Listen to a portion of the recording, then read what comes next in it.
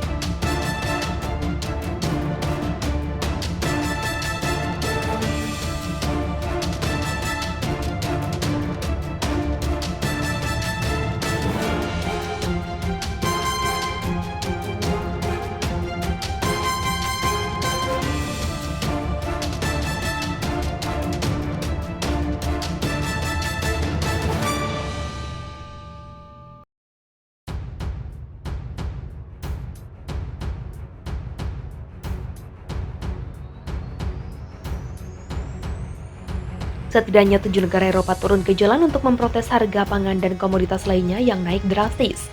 Negara inflasi di Inggris, krisis ekonomi tersebut begitu parah sampai-sampai mengguncang situasi politik.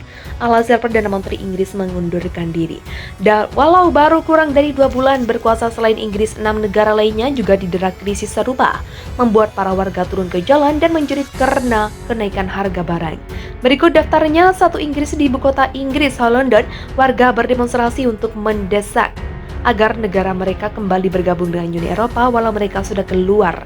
Melalui Brexit, para warga menghabiskan waktu akhir pekan lalu dengan berarak dari Pak Slade menuju kompleks parlemen.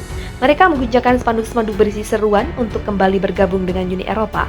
Demi menyelamatkan perekonomiannya, negara Brexit tak akan berhasil demi tagihan lebih rendah bergabung kembali dengan Uni Eropa. Demikian tulis spanduk-spanduk seperti Prancis. Jika di Inggris aksi protes masih damai, demonstrasi di Jerman berakhir ricuh. Dengan baku hantam antara kepolisian dan warga, kericuhan pecah ketika 13.000 warga turun ke jalan Paris pada Selasa pekan lalu untuk meminta kenaikan upah di tengah inflasi yang membuat daya beli mereka turun. Proses melaporkan bahwa bentrokan tak terhindarkan hingga demonstran memecahkan kaca-kaca toko akibat bentrokan ini. Setidaknya 11 orang ditahan, tak hanya di Paris. Sekitar 107.000 demonstran lainnya juga memenuhi ruas-ruas jalan di kota berbeda di Prancis. Jualan di dalam kota mereka.